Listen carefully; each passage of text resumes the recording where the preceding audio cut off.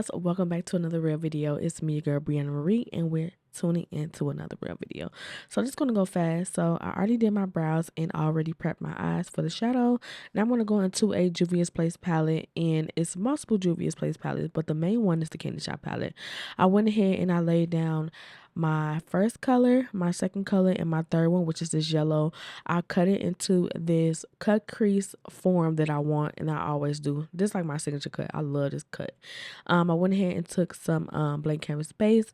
I cut my crease out, and let's get into this Candyshop collection. This is the main video, y'all. If y'all haven't checked out the Candyshop collection, go do so now. Go run over to Juvia's Place because, baby, these colors are giving. Look at the lid colors, y'all. Look at my lid. And look at that color in the corner. Like, that shimmer shade is gorgeous.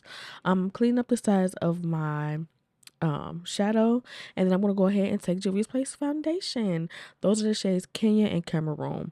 I did go ahead and finish off my face.